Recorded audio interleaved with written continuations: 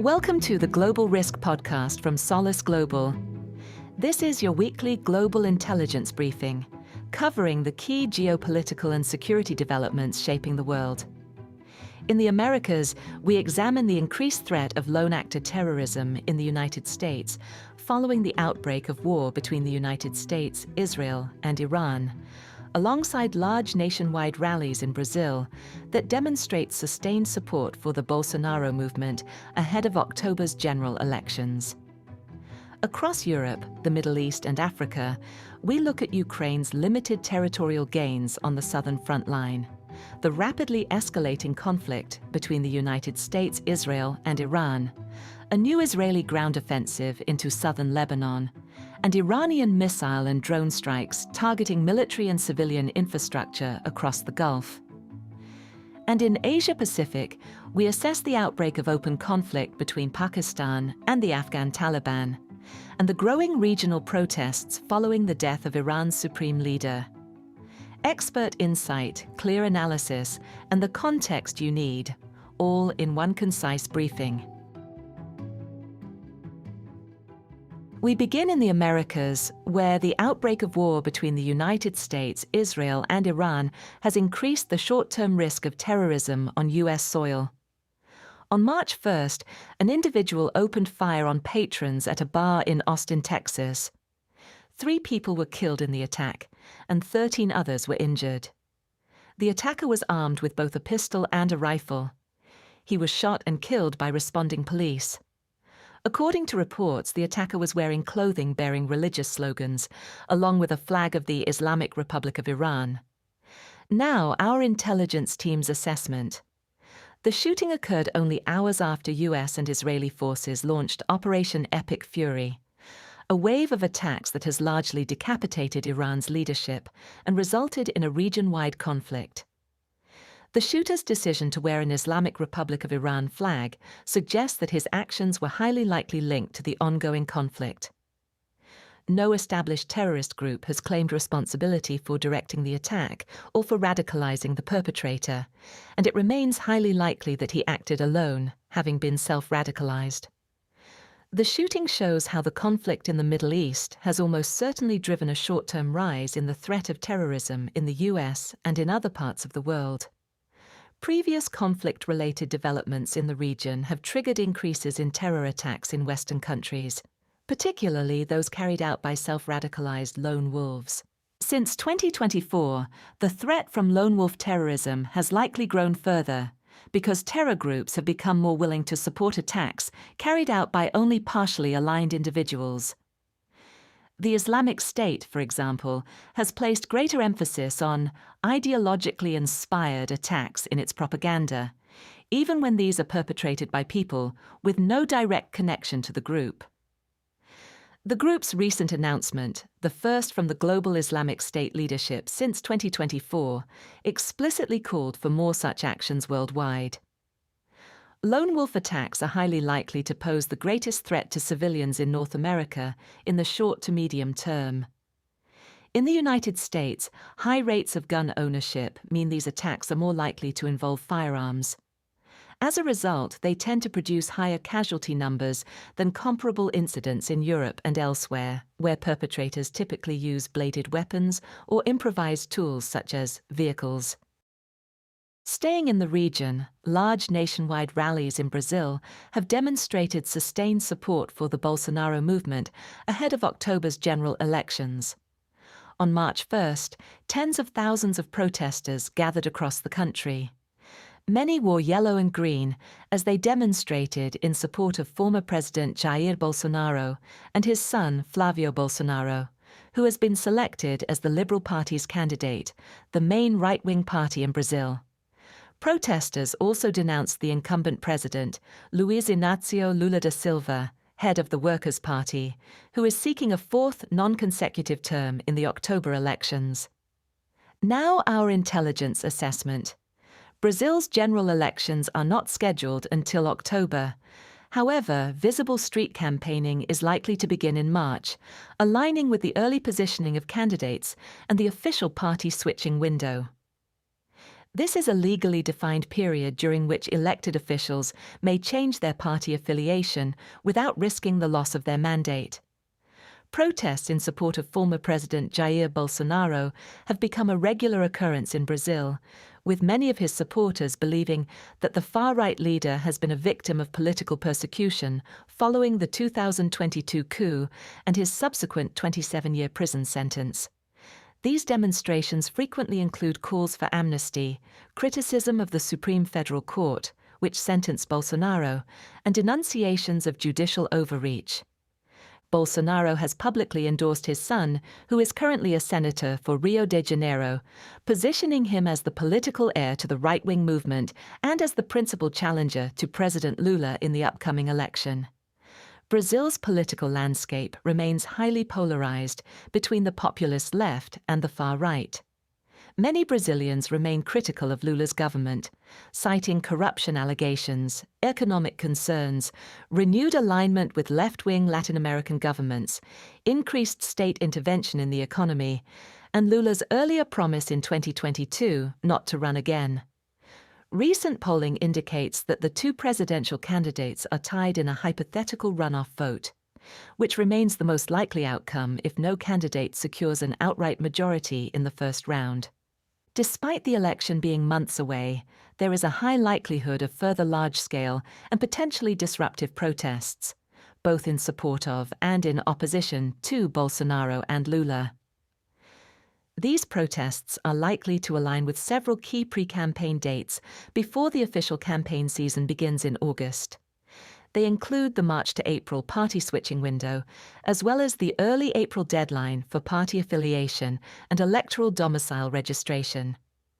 Further large-scale mobilizations are also likely around the July to August party convention period, when candidates are formally nominated, and again immediately before the start of the official campaign season on August 16th. Now turning to Europe, the Middle East and Africa, where Ukrainian forces have achieved limited territorial gains on the southern front line. On March 3rd, Ukrainian President Volodymyr Zelensky released an interview stating that, since the beginning of 2026, Ukrainian forces had liberated approximately 460 square kilometers of land. International media reported a more conservative figure of 257 square kilometers. Most of the advances occurred during the last 2 weeks of February, as Ukrainian forces launched limited offensives on the southern front in Zaporizhzhia and Dnipropetrovsk oblasts. Even if the more conservative figure is accurate, this marks the first time Ukraine has liberated more territory than Russia has occupied since the 2023 Ukrainian summer counteroffensive. Russia has continued its sustained campaign of strikes against Ukrainian civilian and energy infrastructure, with repeated attacks on the Kharkiv, Odessa, Dnipropetrovsk, Sumy, Zaporizhzhia, and Donetsk regions. Ukraine, in turn, has continued drone attacks into Russian territory, targeting Volgograd, Belgorod, Bryansk, Kirov, Krasnodar Krai, and Novorossiysk. These strikes have resulted in injuries, building damage, and various disruptions, including a significant fire at the Novorossiysk port oil depot on March 1st. On March 3rd, the Russian-flagged liquefied natural gas tanker Arctic Metagas was struck by a drone in the Mediterranean, near Malta. According to Russian channels, the drones were launched from Libya. The tanker is reported to have sunk roughly 240 kilometers off the coast of Sirte. Now, our team's assessment.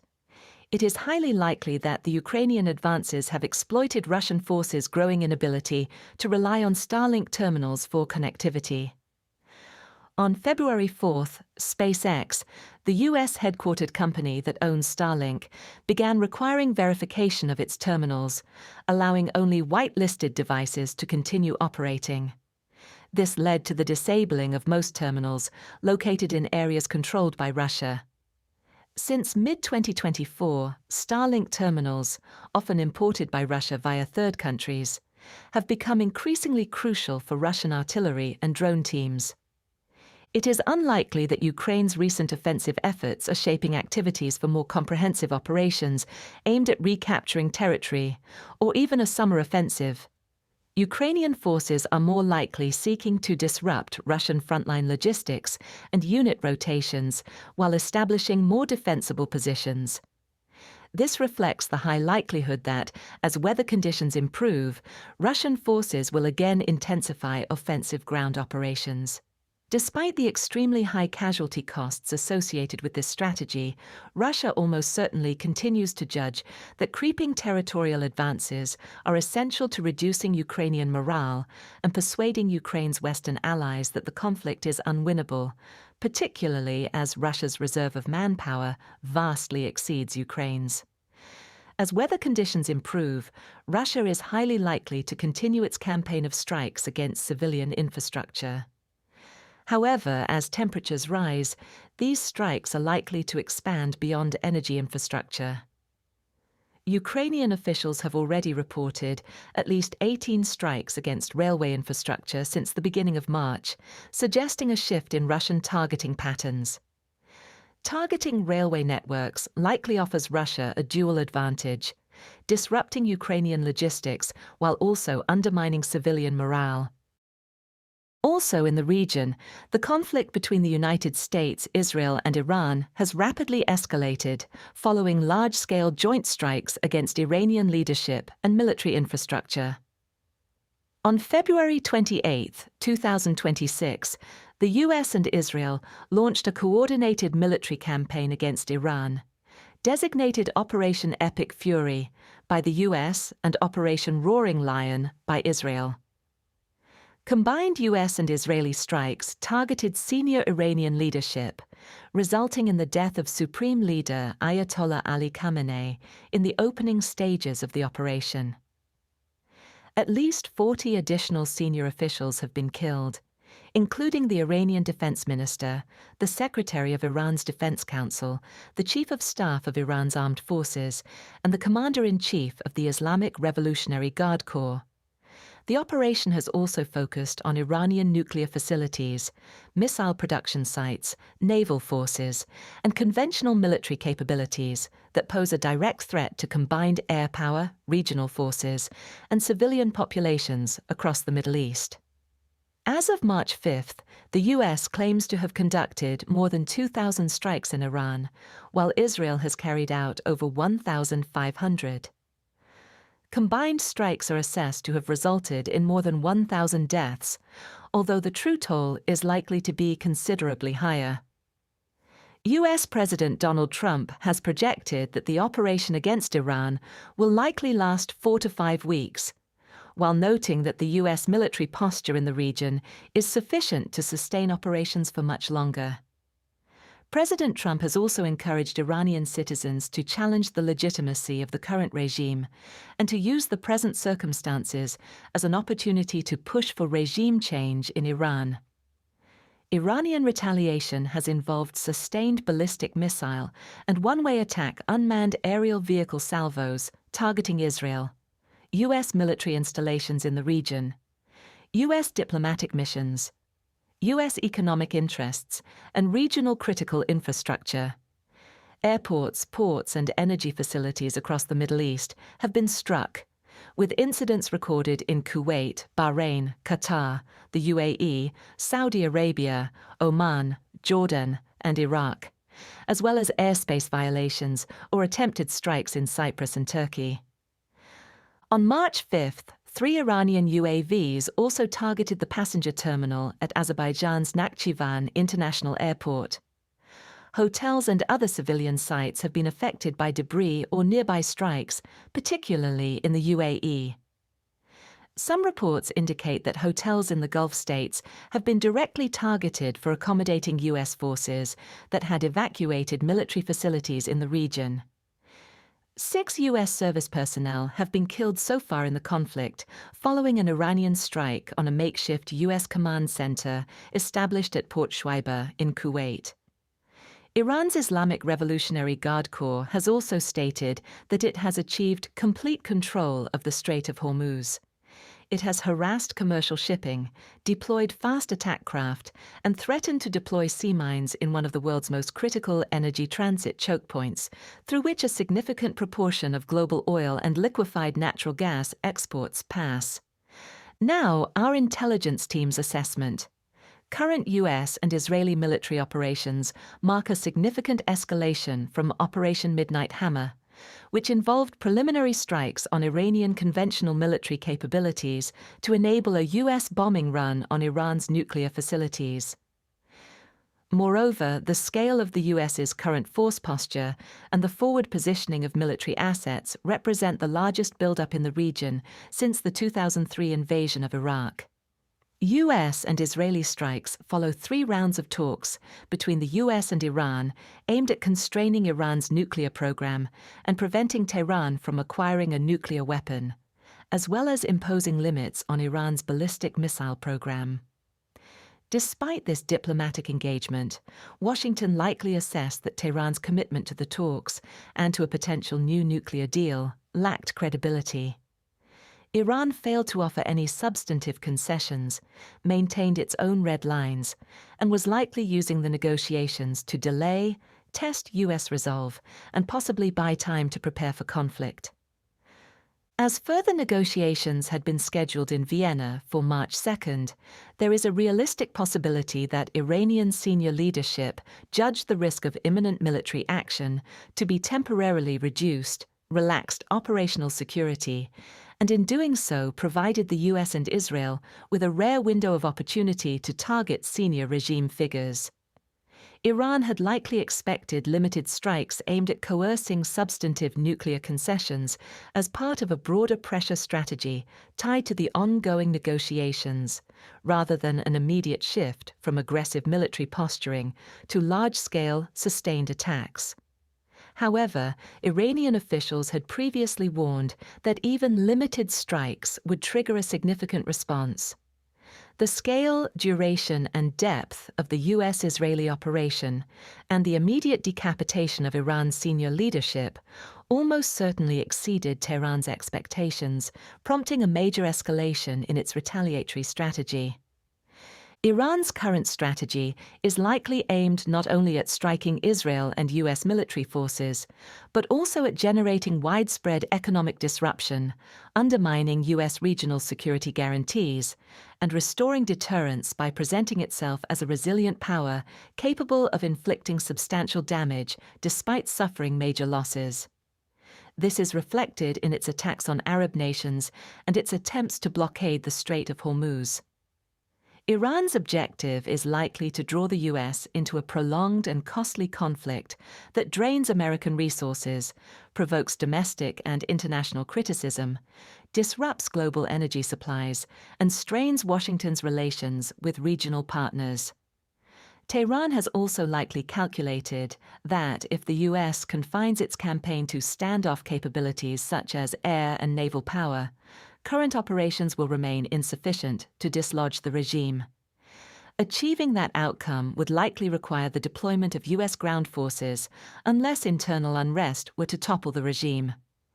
However, a ground invasion would almost certainly require congressional approval and would likely be politically damaging for the Trump administration, which has criticized previous administrations for engaging in protracted and costly wars. Joint US-Israeli strikes have almost certainly been calibrated to degrade Iranian command and control structures, integrated air defense systems, long-range strike capabilities, and Iranian intelligence, surveillance, and reconnaissance assets. In the opening stages of the conflict, these strikes are likely to prioritize high-value targets, including senior Iranian leadership, to disrupt national-level decision-making and undermine Iran's ability to coordinate a sustained and coherent military response. Conventional military high-value targets will include Iranian radars, combat air power, and air defense systems, with the aim of achieving complete air superiority as quickly as possible.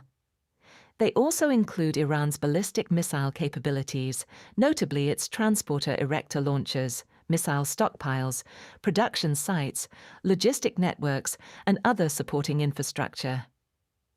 Before the start of the current conflict, Iran was estimated to have approximately 2,000 to 2,500 ballistic missiles in its inventory, along with around 200 transporter erector launchers, its primary delivery system for ballistic missiles.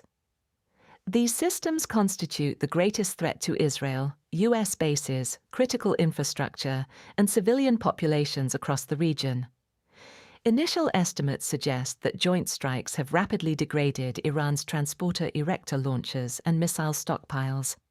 However, TELs are highly mobile systems, and it is unlikely that all of them will be destroyed in the opening stages.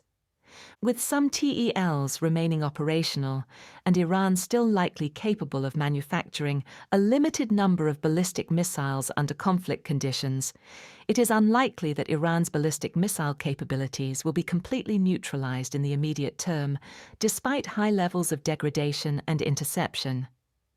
Smaller, less concentrated, and less frequent Iranian ballistic missile attacks are therefore likely to continue in the near term. In addition to its ballistic missile capabilities, Iran was estimated to possess an arsenal of 80,000 operational one-way attack, unmanned aerial vehicles. Together, these capabilities will likely enable Iran to target Israel, U.S. military installations, economic interests, civilian centers, and critical infrastructure, including oil and gas facilities, ports, and airports. This threat is particularly acute in the Gulf states, which remain within range of even Iran's shortest-range ballistic missile systems, the category that makes up the largest proportion of Iran's ballistic arsenal. Failure to rapidly degrade Iran's ballistic missile threat will almost certainly place enormous strain on regional air defense systems. Hundreds of expensive Patriot and terminal high-altitude area defense interceptors have already been expended to counter sustained Iranian ballistic missile salvos, and many have also been used to intercept low-cost UAVs. Iran's ballistic missile salvos have decreased in volume, likely reflecting launcher attrition, stockpile conservation, and dispersal tactics. However, even lower volume salvos, particularly when layered with UAVs and designed to exploit air defense vulnerabilities or gaps in coverage, can still pose a credible threat. This is especially true for the Gulf states, which are rapidly depleting interceptor stocks and sit much closer to Iran, resulting in significantly reduced warning times and compressed engagement windows for air defense systems. In addition to its long-range strike capabilities, Tehran may increasingly turn to asymmetric tactics to project strength, reach, and resolve if the war continues for several weeks, particularly if its ballistic missile and other long-range capabilities are significantly degraded by sustained U.S. and Israeli operations. Such tactics could include proxy attacks by Iran-aligned groups across the region, IRGC-backed terrorism targeting Israeli and Western diplomatic missions, or the international Jewish community, and cyber operations directed at financial systems and critical infrastructure. Staying in the region, Israel has launched a ground offensive into southern Lebanon following Hezbollah rocket and drone attacks. After the initiation of U.S. and Israeli military operations in Iran, Lebanese Hezbollah began conducting retaliatory strikes against Israel on March 1st. These attacks have involved rockets and UAVs targeting northern and central Israel, including major population centers such as Tel Aviv and Haifa. Sirens and air raid warnings have been activated across the region, marking the first significant escalation by the militant group since the November 2024 ceasefire. In response to Hezbollah's rocket and UAV attacks, the Israel Defense Forces launched a series of airstrikes against Hezbollah targets across southern Lebanon, the Bekaa Valley, and Beirut's southern suburbs, citing the need to neutralize the threat and retaliate for the attacks. These strikes have led to the evacuation of much of southern Beirut. On March 3rd, the IDF then initiated a ground offensive into southern Lebanon, issuing evacuation orders, instructing all Lebanese citizens in the south to move north of the Litani River. The offensive has displaced around 60,000 civilians in southern Lebanon, and at least 50 people have been killed across the country. Concurrently, Iranian ballistic missile attacks targeting Israel have resulted in the deaths of 12 people, hundreds of injuries, and damage to dozens of buildings. Some Iranian ballistic missiles have been armed with cluster munition warheads containing submunitions designed to disperse over a wide area and maximize damage. Now, our intelligence assessment. IDF operations in Lebanon follow months of ceasefire violations and strikes in southern Lebanon aimed at degrading Hezbollah's capabilities and preventing it from re-establishing a threat to northern Israel. These attacks intensified in the lead-up to US and Israeli strikes against Iran, and were likely intended to rapidly neutralize the remaining Hezbollah threat in southern Lebanon. Israeli planners likely assessed that strikes on Iran's leadership would be viewed by Hezbollah as an existential threat, given the group's heavy reliance on Iranian funding and material support. Hezbollah refrained from taking part in the June 2025 12-day war between Israel and Iran, likely due to its weakened military and political position. However, the killing of Ayatollah Khamenei and much of Iran's senior leadership has almost certainly crossed a Hezbollah red line, compelling the group to engage militarily. Failure to do so would undermine its legitimacy, credibility, and deterrence posture against Israel. Additionally, multiple reports indicate that elements of Iran's Islamic Revolutionary Guard Corps, including its elite Quds force, have embedded themselves within Hezbollah in Lebanon and are actively involved in attacks targeting Israel. Hezbollah's threat to northern Israel has likely been greatly reduced by Israeli strikes, and current IDF ground operations have almost certainly been designed to push Hezbollah forces north of the Litani River in line with United Nations. Security Council Resolution 1700-1 of 2006. The resolution calls for the area between the Blue Line and the Litani River to remain free of any armed personnel, assets, or weapons other than those of the Lebanese Armed Forces, which is tasked with dismantling Hezbollah's military capabilities in southern Lebanon. This would allow Israel to establish a buffer zone between northern Israel and Hezbollah positions, limiting the threat posed by short-range rockets and other indirect fire systems. Israeli operations will likely prioritize targeting Hezbollah militant positions, command and control sites, logistics nodes, weapons stockpiles, and conventional military capabilities in southern Lebanon and the Bekaa Valley near the Syrian border. However, IDF strikes against Hezbollah, senior leadership, and other high-value targets in Beirut are also likely, particularly in the southern suburbs where Hezbollah influence is strongest. Previous rounds of hostilities between Israel and Hezbollah have similarly resulted in strikes on Beirut Rafik Hariri International Airport, which Iran is alleged to use to support Hezbollah operations. Iran has launched hundreds of ballistic missiles at Israel during the opening stages of the conflict. Although several have penetrated Israeli defenses, the broader ballistic missile threat has largely been contained by Israeli and allied counter-ballistic systems. Concurrently, Israeli and US strikes are rapidly degrading Iran's launch capability, leading to a marked decline in missile volumes. However, if Iran manages to preserve even a limited ballistic missile capability, penetration rates are likely to rise as interceptor stocks diminish.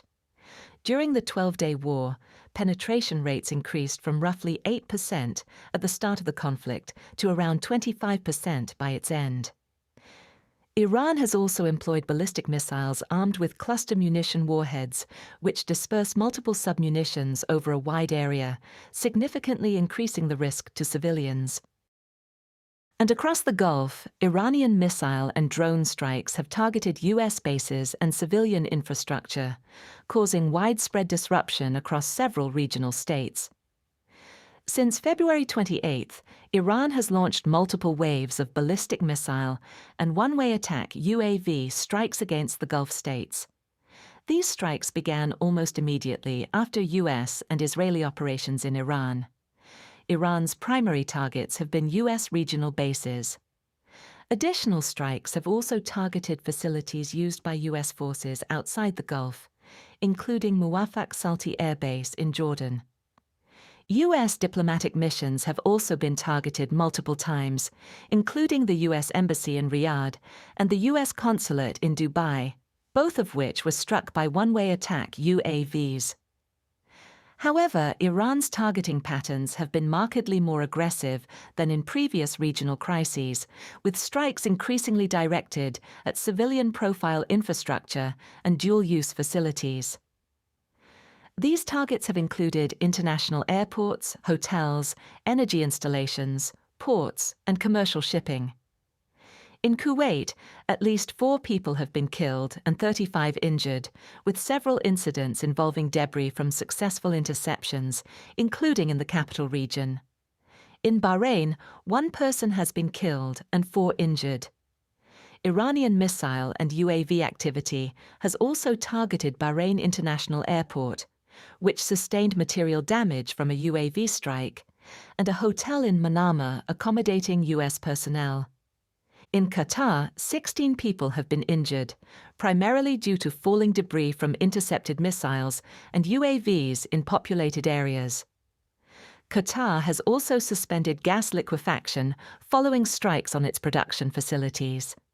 In the United Arab Emirates, at least 3 people have been killed and 68 injured. Civilian impacts have included residential areas near Zayed International Airport in Abu Dhabi, injuries to staff at Dubai International Airport, and damage to buildings on Palm Jumeirah. In Oman, 1 person has been killed and 5 injured in incidents affecting civilian maritime and port infrastructure. On land, there has been 1 recorded injury to a port worker.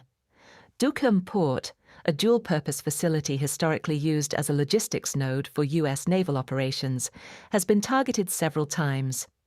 In Saudi Arabia, the country's largest oil refinery at Ras Tanura has been hit at least twice by Iranian UAVs, forcing its closure. While the intensity of Iranian strikes has significantly decreased since the start of the conflict, sustained attacks have continued to cause widespread disruption. As of March 5th, airspace closures remain in place over Kuwait, Bahrain, and Qatar, while the UAE has only partially reopened its airspace to limited civilian flights.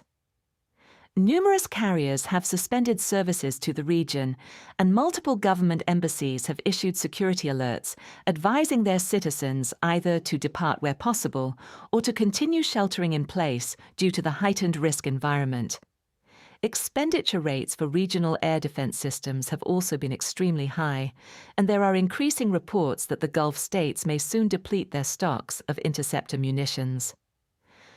Now, our assessment. Iran's shift toward targeting critical infrastructure and other civilian profile sites is likely an effort to increase economic disruption across the Gulf, pressure regional governments that host and support U.S. military operations, and demonstrate its ability to impose widespread costs despite sustained U.S. and Israeli strikes.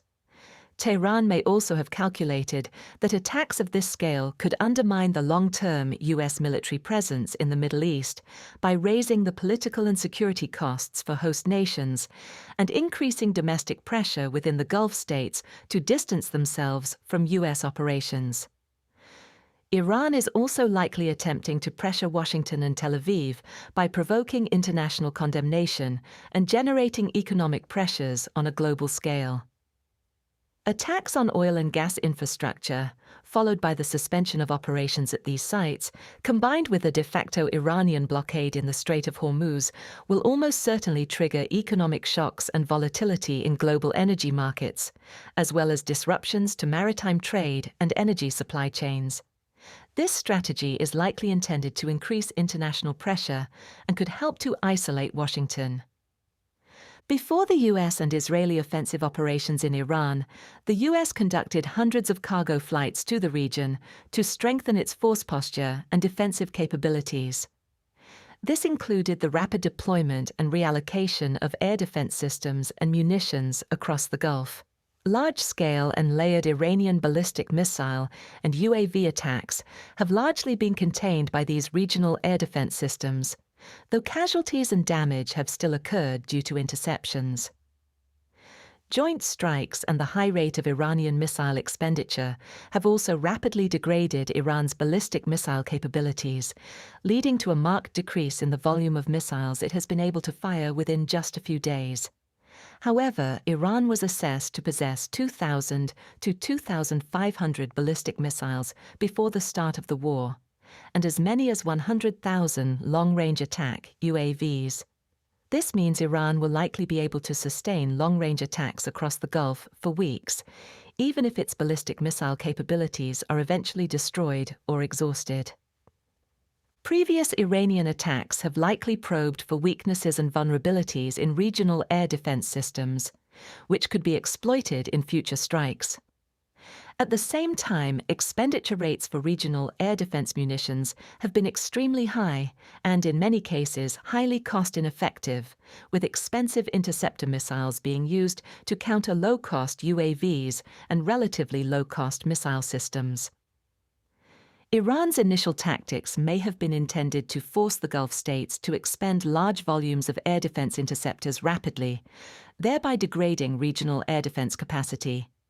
If the Gulf states run critically low on interceptors, Iran will likely exploit this by increasing attacks against the affected countries, particularly with low-cost UAVs, as its ballistic missile capabilities are either exhausted or held in reserve. This would likely allow Iran to maintain small-scale but persistent attacks across the Gulf, with higher penetration rates and sustained economic disruption.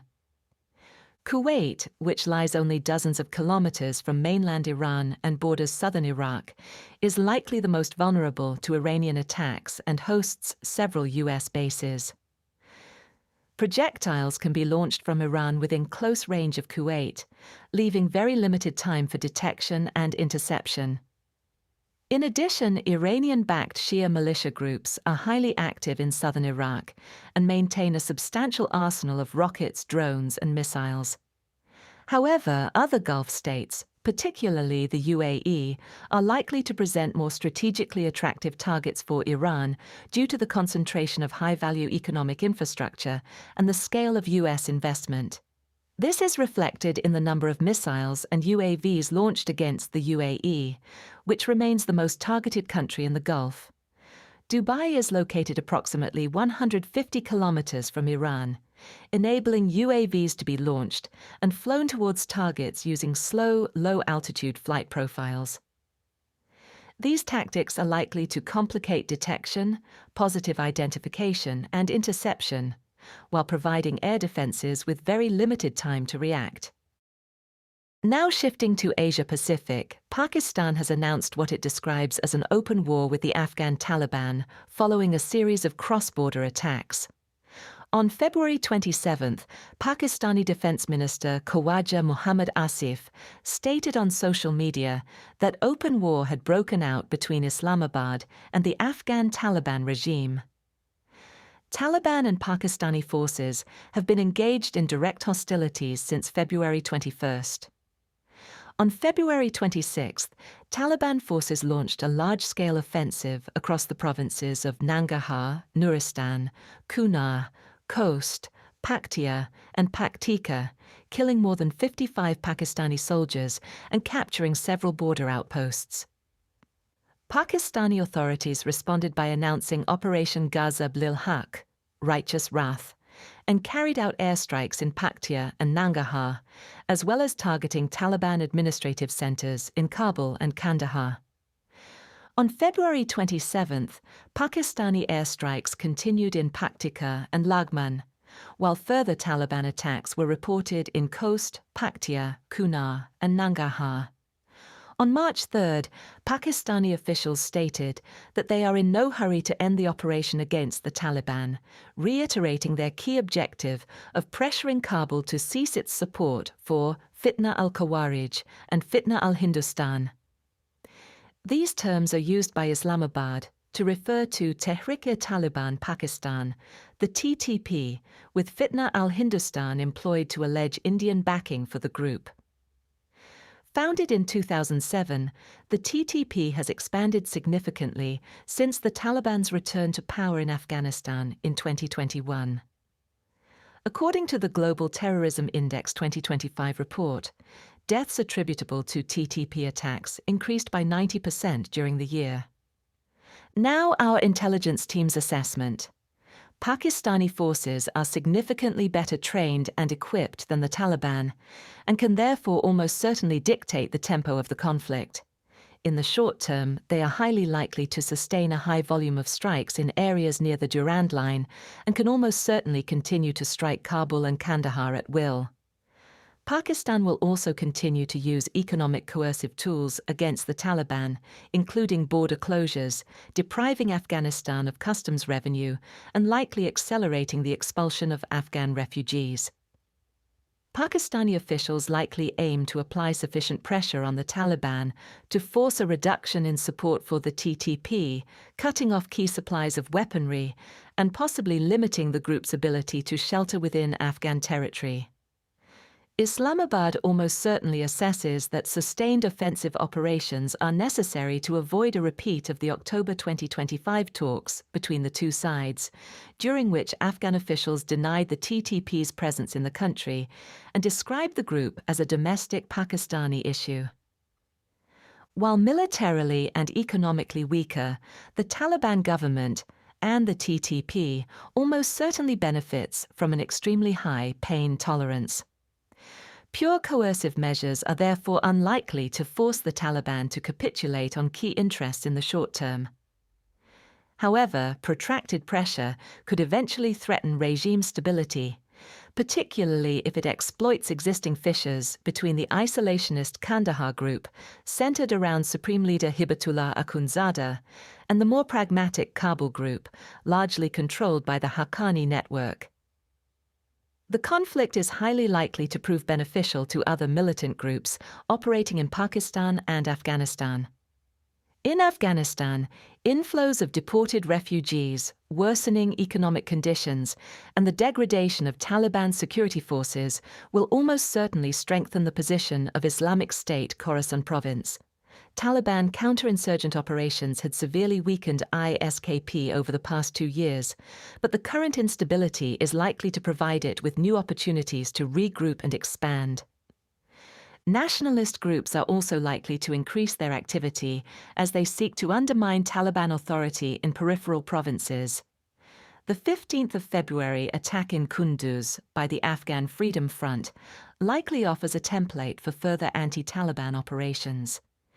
In Pakistan, the conflict will almost certainly benefit Baloch militant groups, such as the Balochistan Liberation Army, which was particularly active in 2025. These groups are likely to target Pakistani government and military sites, as well as assets and personnel linked to foreign companies. As in Afghanistan, Islamic State Khorasan province and the Islamic State Pakistan province will also likely exploit heightened instability and emerging security gaps to intensify attacks and recruitment efforts, particularly in large urban centers and against civilian targets.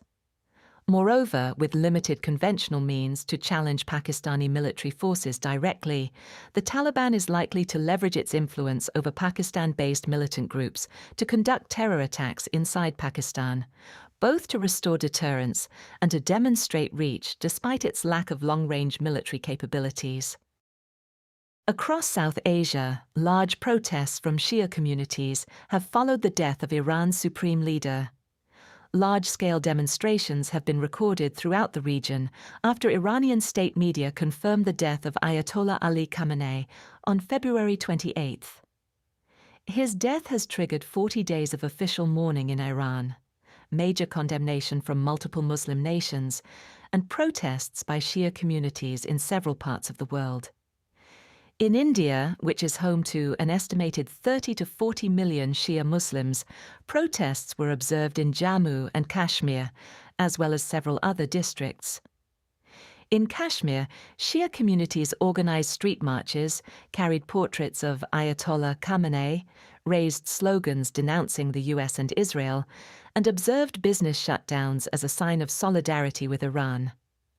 In Pakistan, which is home to an estimated 25 to 50 million Shia Muslims, large protests were held in Karachi, Islamabad, Gilgit-Baltistan, Lahore, Peshawar, Multan, and several other areas. In Karachi, where Shia Muslims make up roughly 10 to 20% of the population, protesters attempted to storm the U.S. consulate, prompting U.S. Marines to fire on the crowd and resulting in at least 10 deaths. At least 25 people have been killed across Pakistan and dozens injured, particularly in the Gilgit-Baltistan region. This has led to increased security deployments and the introduction of curfews. Now our intelligence team's assessment. Ayatollah Khamenei was not only a political leader in Iran, but also a central and widely respected spiritual figure for many Twelver Shia Muslims worldwide, the largest branch within Shia Islam. Twelver Shia Muslims comprise roughly 80 to 85% of the global Shia population, with up to 250 million adherents.